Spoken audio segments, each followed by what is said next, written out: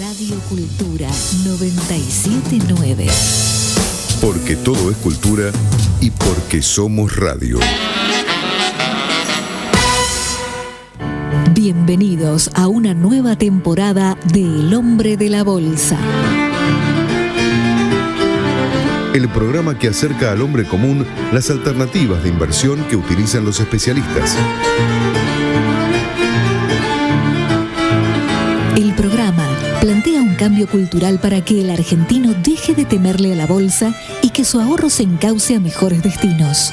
Con bloques educativos sobre finanzas personales e información financiera simple y sencilla para invertir. Conducido por los especialistas en mercados de capitales Alejandro Bianchi y Matías Tanoni.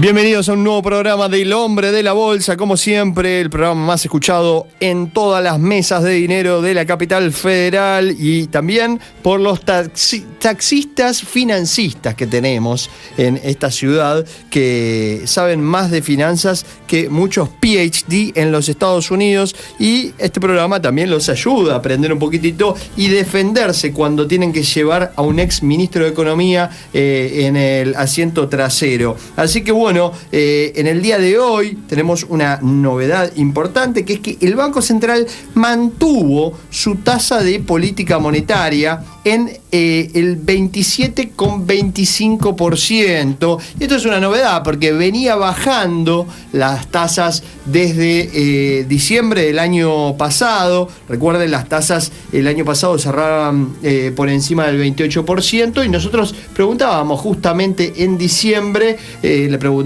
a quien entrevistamos, a Federico Pérez del Fondo Axis la semana pasada, le preguntábamos cuándo creía que iban a bajar las tasas por debajo de ese 28%, esa frontera que tenían, o de soporte que tenían al 28%, y él decía, dentro de los primeros meses del año la pegó. Y también una cosa que sorprendió la semana pasada es que durante el programa anterior nos dijo que él espera que en el primer semestre el dólar cierre en 22.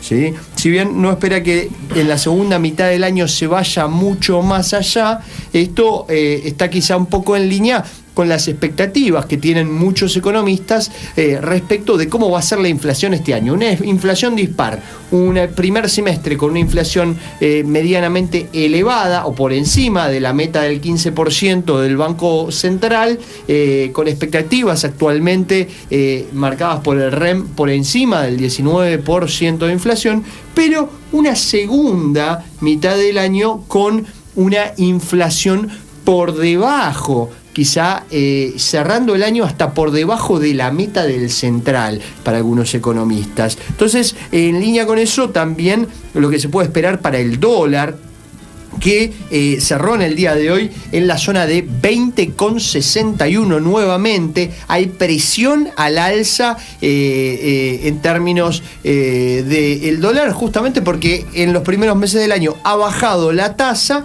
y esa baja en la tasa ha llevado a muchos a tratar de dolarizar un poco sus carteras, y en ese sentido el Banco Central tuvo que salir a vender. En los últimos días vendió casi 500 millones de dólares en el mercado cambiario para que ese tipo de cambio no se vaya mucho más a la alza en el corto plazo.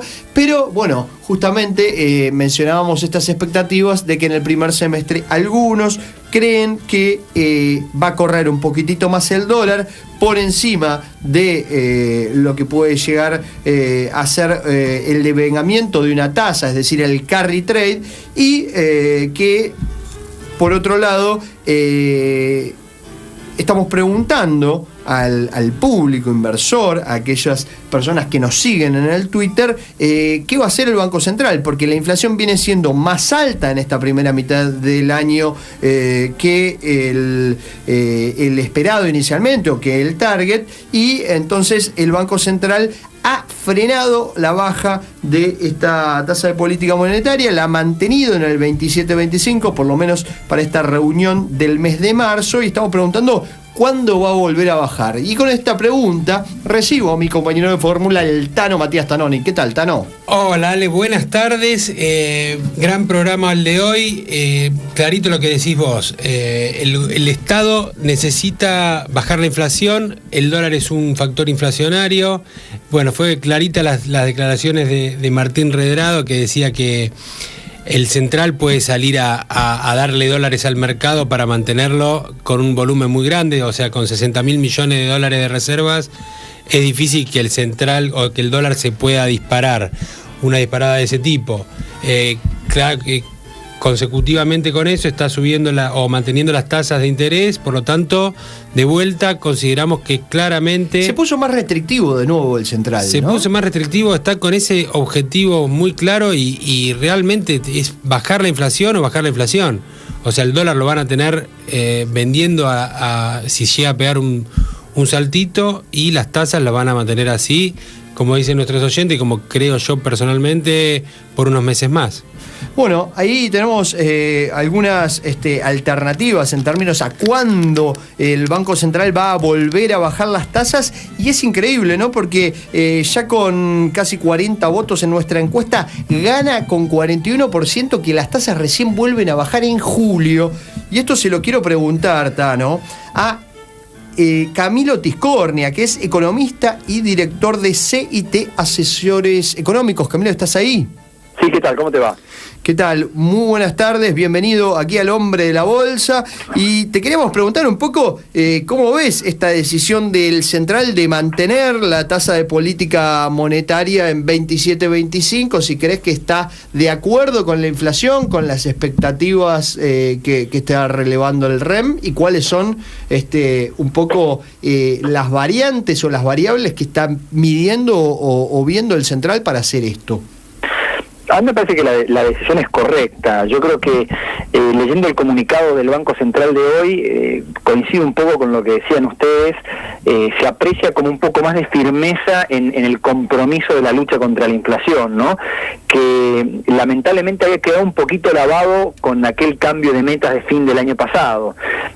Y después 2 bajas de tasa durante el mes de enero.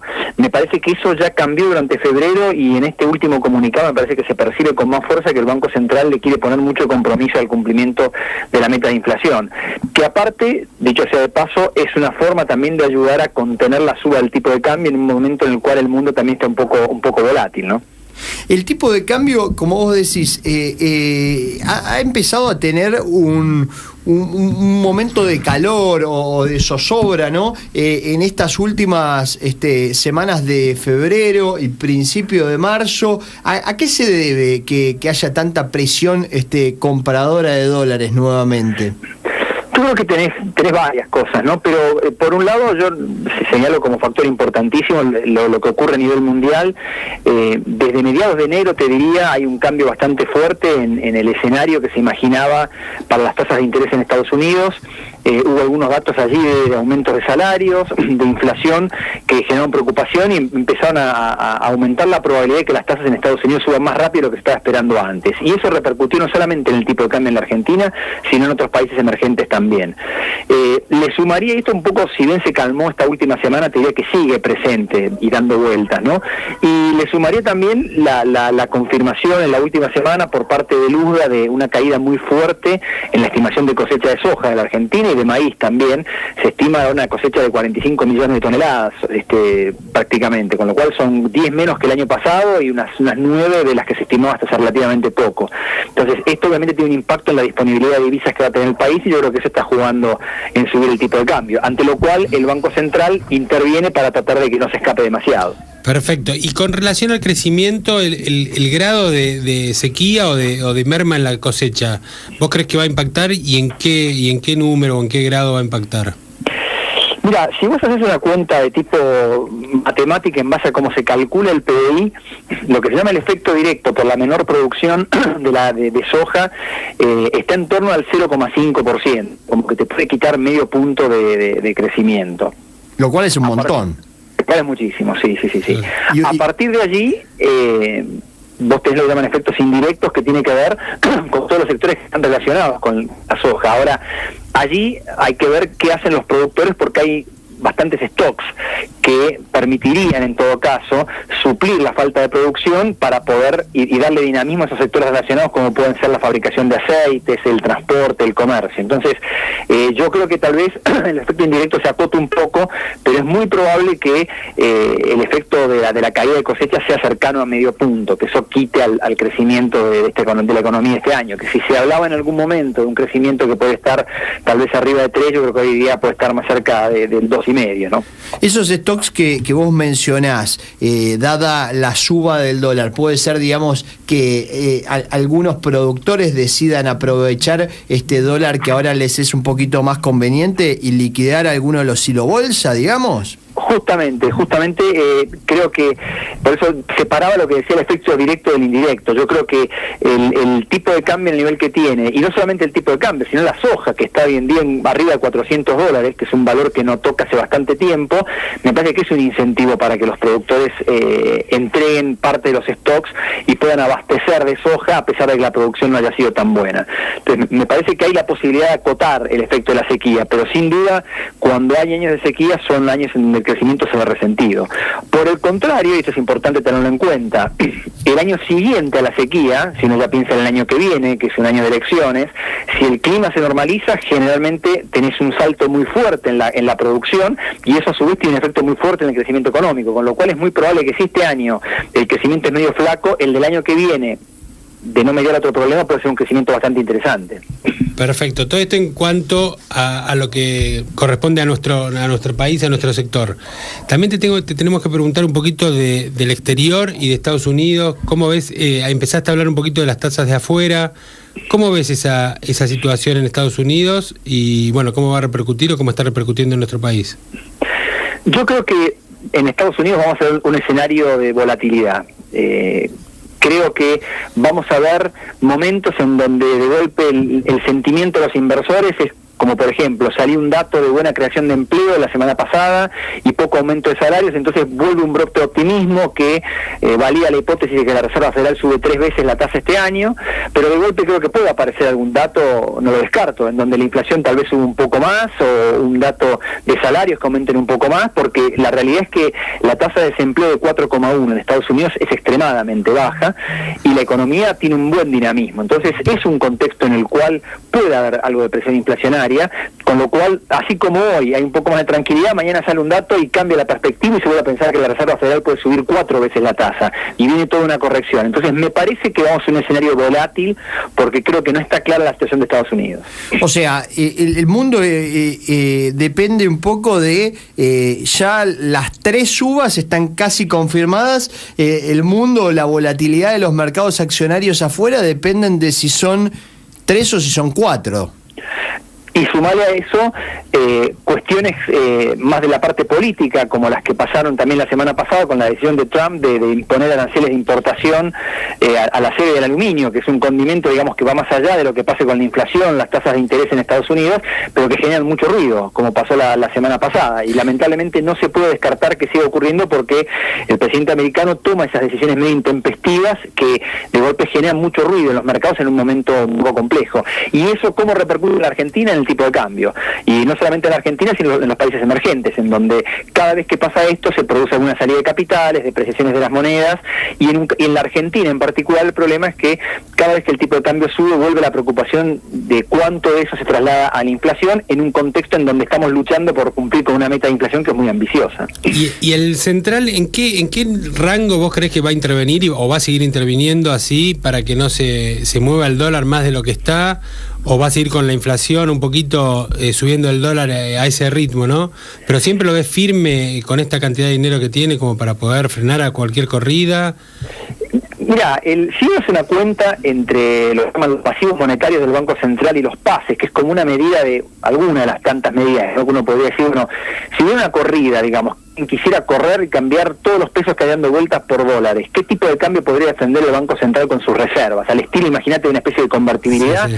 Hoy en día eso te da un tipo de cambio de 24, que no está tan lejos del tipo de cambio que tenemos hoy en día en el mercado. Entonces, esto es para darte una idea, no digo que vaya a pasar, sino simplemente comparar una referencia extrema que te mide que el Banco Central tiene bastante poder de fuego para intervenir en el tipo de cambio.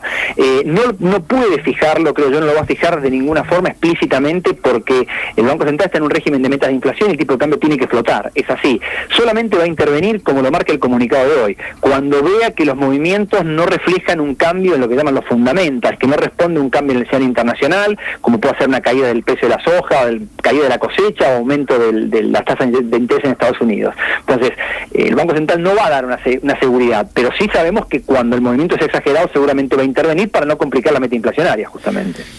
Camilo, ustedes, yo sé que realizan un informe muy interesante donde van haciendo el seguimiento de todas las licitaciones de obra pública que va haciendo el gobierno nacional, los gobiernos provinciales. Es sabido, digamos, que Macri se quiere ir del gobierno siendo el presidente que cambió la infraestructura de la Argentina. Inclusive en el día de hoy se anunciaba una nueva obra de 2.300 millones de dólares que va a conectar las distintas líneas de subte con los trenes por debajo de la 9 de julio. Entiendo que son 20 kilómetros de túneles por debajo de la 9 de julio.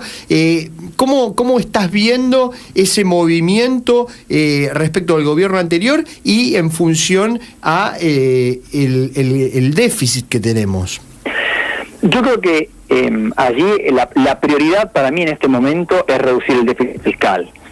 Yo creo que acá lo prioritario es que el gobierno cumpla con la meta que tiene, que es ir reduciendo aproximadamente el déficit fiscal primario, es decir, sin el pago de intereses de la deuda, a un punto del PBI por año. Yo creo que esto es lo más importante, porque creo que prima eso, que es la clave para bajar la inflación, que yo creo que es lo más importante. Ahora, dentro de esa restricción, creo que hace bien el gobierno en tratar de priorizar dentro del gasto público el gasto en infraestructura. Entonces, ahora, creo que tiene que ser respetando el objetivo de reducir el déficit fiscal.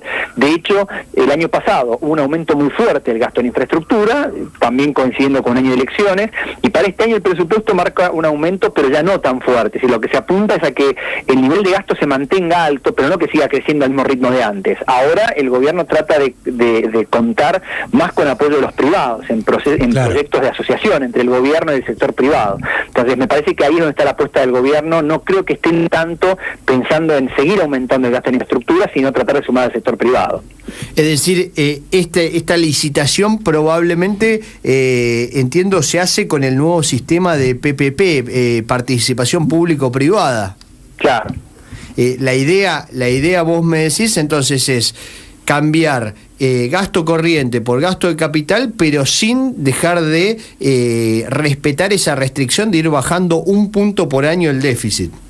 Exacto. Y yo creo que eso, no es que se me ocurra a mí esto, simplemente, yo creo que, y esto es muy importante, el presidente cuando habló ante el Congreso manifestó la importancia de reducir el déficit fiscal, y lo que es más, no solamente a nivel de la nación, sino también de las provincias, porque de nada sirve que el gobierno nacional haga un ajuste y reduzca el déficit si en las provincias hay un desborde. Entonces me parece que el compromiso del gobierno con la reducción del déficit está. Por eso yo creo que hay que ver estos planes sujetos a esa restricción de ir reduciendo el déficit fiscal.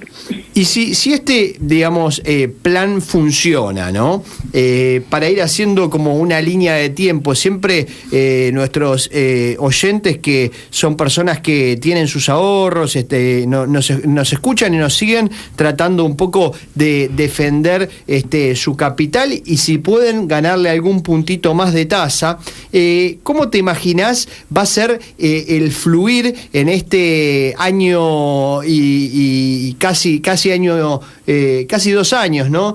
Año y medio de gobierno que queda hacia adelante, en términos de inflación, en términos de crecimiento y en términos de dólar? Yo me imagino que la inflación va a ir reduciéndose a medida que avancemos en el año. Yo creo que el primer semestre va a ser muy complicado por mucha carga de ajustes en servicios regulados, en transporte, tenemos gas, tenemos electricidad, pero creo que eso durante este año, ese ciclo de la parte de los precios regulados acaba en el primer semestre, y cuando uno piensa más a futuro, todo lo que son los ajustes que hubo que hacer, que estaban pendientes del gobierno anterior, la gran mayoría ya van a estar, los más fuertes ya van a estar hechos. Entonces creo que hay una natural fuerza que va a ayudar a que la inflación se vaya reduciendo. El ritmo siguiente va a depender de la combinación de la política monetaria y de la política fiscal, creo yo. Pero me parece a mí que en la medida en que el gobierno cumpla con sus metas fiscales, se va a poder ir reduciendo la inflación gradualmente, como estamos viendo. En cuanto a tipo de cambio, yo creo que vamos a un escenario volátil. Mientras el mundo no veamos claro el panorama, creo que va a haber volatilidad, sobre todo en el corto plazo, y me imagino el tipo de cambio como tendencia subiendo cerca de la inflación. Tal vez algo más si el escenario mundial se complica un poco más, pero creo que tampoco cabe esperar un movimiento muy brusco del tipo de cambio en el largo plazo. Puede haber sobresaltos. Te voy a pedir que te juegues para el tipo de cambio. Valor para final del primer semestre y valor para final del año. Es difícil. Es difícil. Es lo más difícil. Esto se lo voy a decir a nuestros oyentes. Hay un paper, ¿no?, hecho en Inglaterra, donde analizaban los pronósticos de tipo de cambio sobre la libra esterlina, que son los que tienen más divergencia sobre lo que realmente después pasa con el tipo de cambio, ¿no? Los pronósticos de los analistas sobre el tipo de cambio, porque es una de las cosas más difíciles de predecir, parece, ¿no?, en términos económicos. Pero bueno, te queremos poner en ese aprieto, así que un poco queremos escuchar cómo te lo imaginas, digamos, en julio y en diciembre, como para ir guiando también un poco con distintas voces a nuestros oyentes. Yo me imagino, primero que no me imagino algo lineal. Yo creo que el Banco Central justamente no debería dar una imagen de una cosa demasiado lineal, porque si no daría la sensación de que está manteniendo un tipo de cambio, y no es el caso. Entonces yo creo que acá la clave es que hay que entender que puede haber saltos, como ha habido en las últimas semanas, y otro salta y después se puede estabilizar. En esa lógica, yo creo que tal vez el tipo de cambio pueda moverse no mucho más allá de 21, 22, digamos, en la primera parte del año, y que tal vez hacia fin de año tienda más cerca de 23, tal vez un poco más. En un escenario de vuelta condicional a que el mundo no se desbarranque, ¿no? Si realmente empezamos a encontrar una inflación muy alta en Estados Unidos y las tasas suben más, ya es muchísimo más difícil pensar a dónde puede ir. Yo creo que como regla, yo pensaría que la Argentina, en un contexto como este, en donde el mundo se pone un poco más complejo, la Argentina requeriría un tipo de cambio real, como decimos los economistas, un poco más alto. Es decir, que debería ganarle un poco de cambio a la inflación.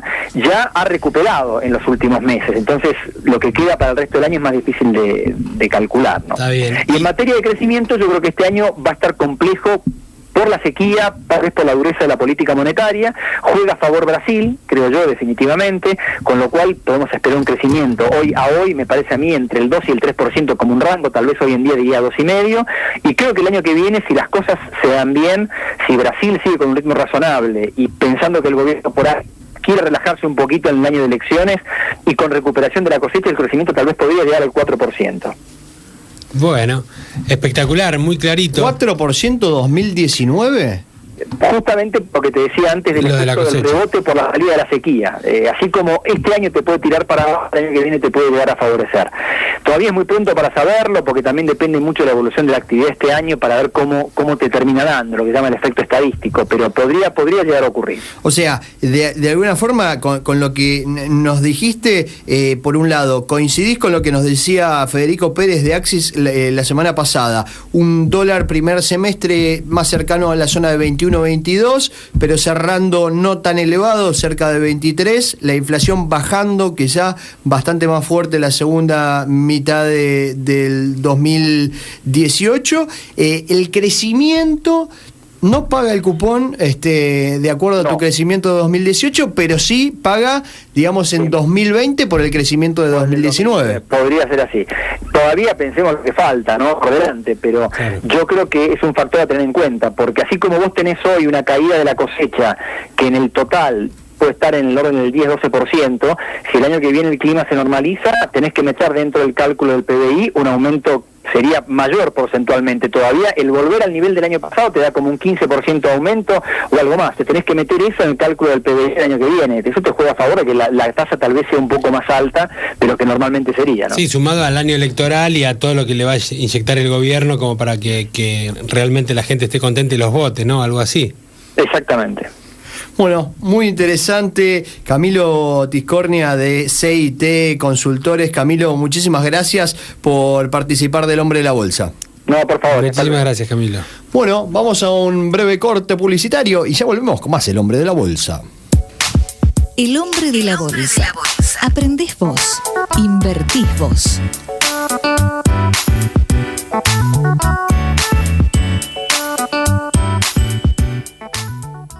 Transvan, logística avanzada para almacenamiento y distribución de productos.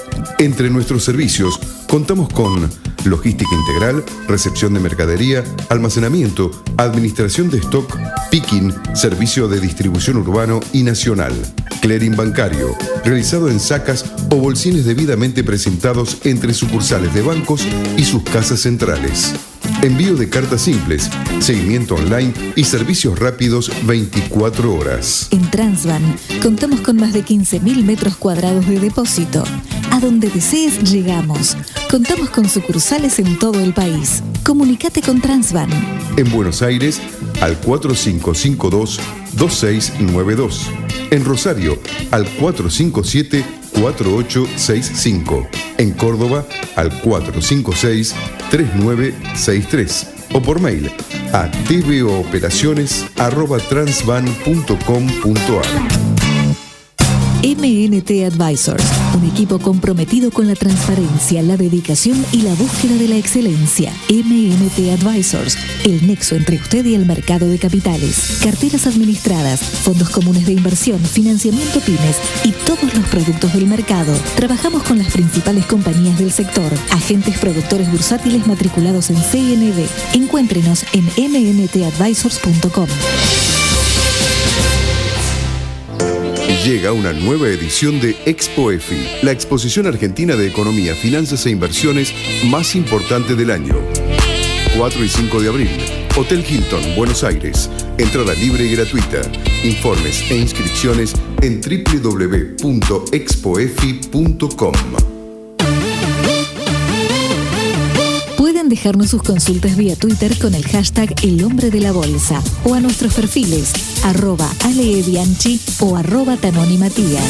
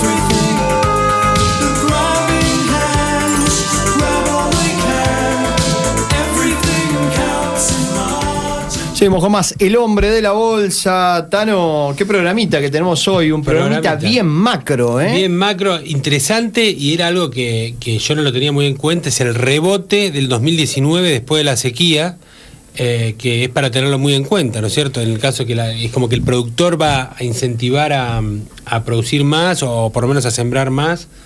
Y bueno, de tener un clima favorable puede ser importante para el crecimiento. Bueno, para este año, ¿sí? 6 consultoras económicas han estado publicando ahí en el Cronista Comercial algunas de sus proyecciones, ¿sí? En promedio para este año se espera un crecimiento del 2,4% del PBI para estas 6 consultoras, con un máximo de 3% para la más optimista, y un mínimo del 1,8%. Entonces, desde el punto de vista económico, podríamos decir que este año no debería haber nubarrones, por lo menos a nivel local, ¿no? Claro. Hay algunos puntos que nos dejó Camilo Tiscornia recién de CIT Consultores medio en el tintero, como el tema sequía, que no está siendo, digamos, positivo o favorable, y el tema exterior, ¿no? La suba de tasas. Si llegan a ser 4 subas de tasas en los Estados Unidos, la Reserva Federal, se nos puede complicar un poquitito con salida de flujo de fondos de emergentes. Todos esos fondos que llegaron en 2015, 2016 y 2017 a la Argentina en busca de hacer tasa en pesos y ganarle con eso, digamos, a las tasas prácticamente en cero en el mundo. Cuando las tasas en el mundo empiezan a subir, se empiezan a ir a buscar retornos a otros lados, ¿no? Sí, retornos en estos momentos de suba tasas afuera. Esto se va a poder ir corrigiendo, por lo menos morigerando un poco cuando por la obra como por esta de los trenes, donde vengan capitales donde no se van a poder ir y venir tan fácil. El tema de los fondos comunes cerrados, que también se está estudiando para la nueva ley de mercado de capitales, que sería una buena alternativa como para que la gente invierta y bueno, sean proyectos a más largo plazo y no sean tan volátiles, y algún ruidito afuera, alguna suba de tasas, se van enseguida volando buscando la calidad, como dicen ellos, a Estados Unidos o a otros países más fuertes. Bueno, otro punto también que nos mencionó Tiscornia recién, el tema de que el gobierno parece bastante enfocado en 2 grandes aspectos. Por un lado, lo que estamos preguntando en la encuesta, ¿no? El central se puso nuevamente más restrictivo. Acá en la encuesta ya la mayor parte de nuestros oyentes coinciden un poco con que el central recién va a volver a subir las tasas en julio, a bajar, perdón, las tasas en el mes de julio, con lo cual interesante este punto de vista. El mercado empieza a virar hacia un central de nuevo que bajó hasta acá, y ahora acá se va a quedar un tiempito hasta tanto ceda la inflación, quizá para esa segunda mitad del año. Y por un lado, el tema monetario, el tema cómo maneja la política monetaria. Pero por otro lado, la madre de todas las batallas, ¿no? La fiscal, lo que decía Tiscornia, está comprometido el gobierno a ir bajando este puntito de déficit año a año, siguiendo con el gradualismo, pero haciendo, por ejemplo, estas obras que acaba de anunciar, estos 2.300 millones de dólares que se van a estar licitando para hacer esta obra, digamos, debajo de la 9 de julio, que una las estaciones de trenes con las de subte, que son casi 20 kilómetros de túnel, ¿no? A partir de lo que sería casi el puntapié o el lanzamiento oficial de las PPP, ¿no? Bueno, es algo fundamental, lo que hablábamos, es algo donde sin esa característica, sin el aporte privado, se hace largo, se hace difícil el bajar el déficit, ¿no es cierto? Ese punto que quiere bajar de déficit primario. Bueno, en nuestra encuesta, ya te digo, 43% de los que responden la encuesta del día de hoy dicen que el Banco Central recién volverá a hacer reducciones de esta tasa de política monetaria que hoy mantuvo en 27,25 en el mes de julio. ¿sí? Es decir, ya en el segundo semestre, ¿no? El famoso segundo semestre. Mientras que aproximadamente el 20% del resto de los consultados dicen en abril, el 20% en mayo y el 20% en junio, ¿sí? El único gran outlier es el mes de julio. Pareciera ser que nuevamente el mercado, tras 2 meses y medio de una inflación muy alta en la Argentina, tras números que en algunos casos han sorprendido, como la inflación mayorista el mes de febrero,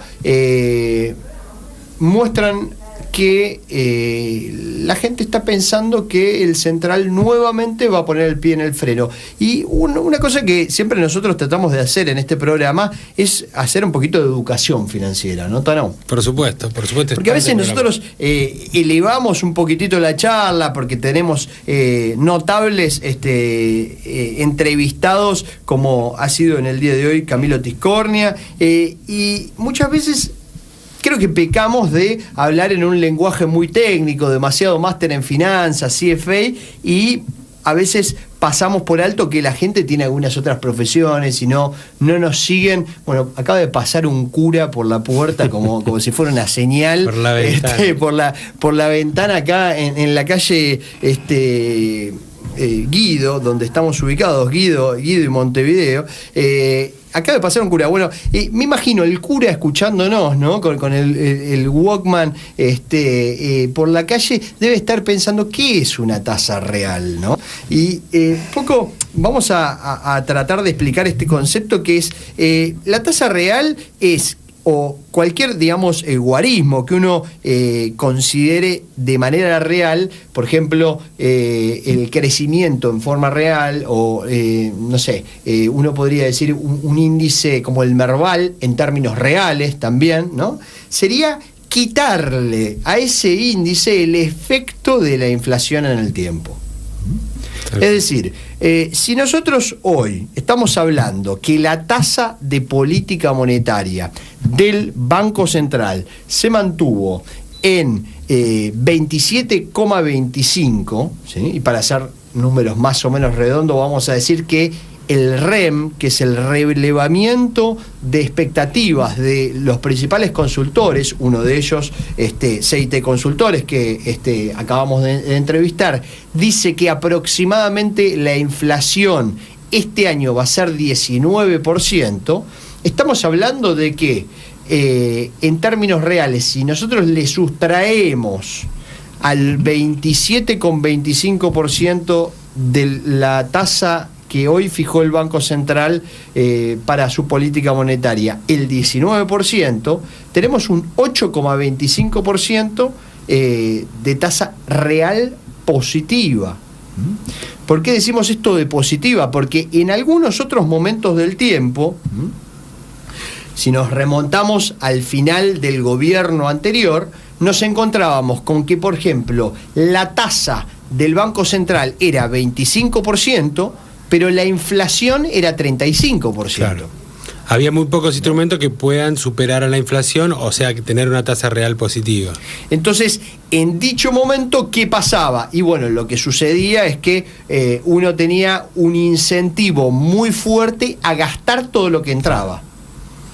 ¿Por qué? Porque el dinero te quemaba en la mano. Si vos tenías $1 y lo mantenías un año sin invertir, perdías el 35% de la inflación. Y si lo invertías al 25%, perdías el 10% igual contra la inflación, porque la tasa de inflación era superior, es decir, teníamos una tasa de interés real negativa. Hoy podemos decir que el escenario es el contrario, y que se promueve no el gasto y el gasto en cuotas y digamos el apalancamiento, sino todo lo contrario. Hoy lo que se promueve es el ahorro. El ahorro, por eso están las tasas reales positivas, que es una herramienta de la política monetaria como para poder contener de alguna forma este flagelo o este monstruo que tenemos que es la inflación.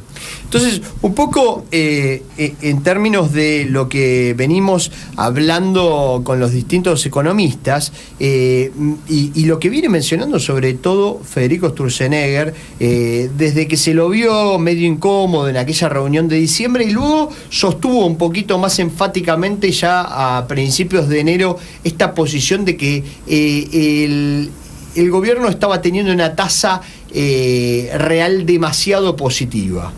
¿Por qué? Porque las tasas estaban en 28,75 y la expectativa, por lo menos del Banco Central, es cerrar el año, el 2018, con un objetivo de inflación en el 15%. Entonces, estamos hablando de 13,75% real positiva la tasa, por lo menos en la cabeza de Sturzenegger, ¿no? Sí, no, en la cabeza de Sturzenegger. En línea con eso es que han estado bajando fuertemente durante enero y febrero las tasas, pero por otro lado, esa reducción de tasas ha llevado a que los economistas incrementen sus expectativas de inflación para el año. Es decir, ese 13% de tasa real positiva que teníamos cuando se volvió a fijar, digamos, el target de inflación el 28 de diciembre, hoy se redujo por dos motivos. Se redujo porque aumentó, por un lado, el piso de la inflación, es decir, el mercado no le cree al Banco Central que va a obtener el 15% este año y espera hoy, por lo menos en este momento, cerca de un 19%. Y por otro lado, el Banco Central ha bajado su tasa, es decir, se ha hecho una compresión de arriba y de abajo en esta tasa real positiva que hemos estado explicando hoy aquí en El Hombre de la Bolsa. Una de las cosas interesantes de poder explicarles esto en detalle, ¿sí? Y espero no haberlos aburrido con esta mini lección universitaria que les hemos dado de la tasa real positiva, es que nos puede indicar un poco cuál es la expectativa que podemos tener hacia adelante respecto de cuándo el central va a bajar las tasas de interés, porque probablemente esa reducción de tasas de interés vaya acompañando la reducción de las expectativas de inflación por encima de la meta que están teniendo hoy los economistas consultados por el REM. Y esto se lo quiero preguntar, Tano, al director del Centro de Estudios Económicos, OJF, economista, asiduo participante y entrevistado de El Hombre de la Bolsa y uno de los mejores economistas de la Argentina. Sin dudas. Fausto Potorno. ¿Qué tal, Fausto? ¿Qué tal? ¿Cómo le va? Un gusto tenerte nuevamente aquí en El Hombre de la Bolsa. Y bueno, estábamos explicando a nuestros oyentes qué es un poco la tasa real positiva, esto de que el Banco Central mantuvo su tasa de interés. Y te quiero hacer esa pregunta a vos. ¿Vos creés que el Banco Central volverá a bajar sus tasas de interés recién cuando se cierre la brecha que hoy hay entre el REM, entre las expectativas de los economistas? Yo entiendo que ustedes son una de las consultoras que participan dentro del REM, sí. Y lo que es el target de inflación del Central y del Ministerio de Economía en el 15%. Sí, hay dos factores que hacen que el Banco Central hoy no esté bajando la tasa. Uno es lo que decís vos, las expectativas de inflación se dispararon después del cambio de las metas, la suba de la meta de la inflación. Y en segundo lugar, el dólar. Vos fíjate que el Banco Central estuvo interviniendo toda la semana pasada el mercado cambiario para tratar de mantener el dólar relativamente estable, ¿no? Obviamente en esas condiciones de cuajo se daba que no iba a bajar las tasas, porque si está tratando de intervenir el mercado para que no saltara el tipo de cambio, tampoco puede bajar las tasas, porque baja las tasas y la gotera se convierte en se rompe la pared y empieza a caer agua, ¿no? Un chorro, ¿no? Una catarata. Exactamente. Entonces no podía bajar la tasa porque estaba tratando de controlar la gotera de dólares que estaba teniendo. Así que por ese lado está claro lo que decís vos. Hay una diferencia grande entre las expectativas de inflación y lo que el Banco Central quiere tener como meta. Y además, el segundo punto es lo que te decía, el dólar, que está inestable, ¿no? Está inestable porque por cuestiones locales y cuestiones internacionales. Entre las cuestiones locales está la cosecha, la sequía en la cosecha de soja. Los precios subieron, es verdad que compensaron, pero están ahí nomás, de hecho no compensan del todo. Y además, del lado internacional, un escenario internacional mucho más complejo que vuelve o que por lo menos que provoca que los mercados estén un poquito más adversos al riesgo de lo que estaban hace unos meses, ¿no? Perfecto. Y que está adverso al riesgo significa básicamente que invierten en activos más seguros, que son los bonos del Tesoro americano, los bonos de empresas de AAA, etcétera, y dejan de lado las inversiones en países más de frontera como el nuestro. Con relación a lo de Estados Unidos y lo de afuera, sí, claramente no tenemos mucho que hacer, pero con relación a lo de nuestro país, ¿vos creés que el Banco Central está fuerte y con ese poder de fuego que tiene lo puede mantener el dólar en un precio estable? ¿Ves algún tipo de sobresalto en ese sentido? El Banco Central es lo suficientemente fuerte como para mantener el dólar estable. No significa que lo pueda mantener en un precio. ¿Está bien? Hay que diferenciar entre evitar una suba del dólar y evitar la volatilidad del dólar. Son dos cosas diferentes, ¿no? Volatilidad es que el tipo de cambio se mueva mucho. Eso yo creo que el Banco Central lo puede hacer sin problemas, y él en parte lo que está haciendo estos días. Y otra cosa es evitar la suba del dólar, que implica evitar ponerse de frente al mercado. Y ahí no sé si lo puedes lograr por mucho tiempo, ¿no?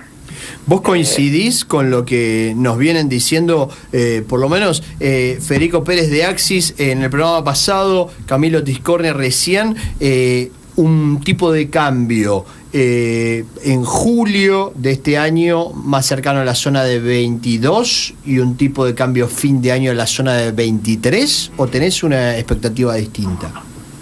Yo creo que, yo lo veo, sí, preciso, 23 a fin de año casi seguro, lo veo en esos niveles, y a mitad de año, no sé si 22, puede estar en 21 y medio. Ojo que, a ver, la cosecha es verdad que viene menor por la sequía, pero está casi compensada por los precios. Con lo cual, no deberías tener mucha caída en el ingreso de divisas por la cosecha. Lo que sí está pasando es que se está demorando por la reducción gradual de las retenciones. Vos sabés que cada mes que sucede, ¿qué pasa? Se paga medio punto menos de retenciones. Entonces, si vos sos un chacarero, lo que tratás de hacer es liquidar lo más tarde posible. Tampoco podés esperar infinitamente, porque si no liquidas te corren los intereses del banco, ¿no? Pero bueno, en la medida de lo posible, si tenés que vender el 29 de marzo, esperás y vendés el 3 de abril. Y eso hace que se retrase, se demore un poquitito la liquidación de divisas, ¿no? Entonces en algún momento va a empezar a entrar la liquidación de divisas y puede ser que el tipo de cambio se frene un poquito, ¿no? Esa es la razón por la cual vamos a estar interviniendo. Y en términos de otra de las grandes fuentes originadoras, ¿no?, de divisas, por lo menos durante el 2016-2017, que fue el endeudamiento.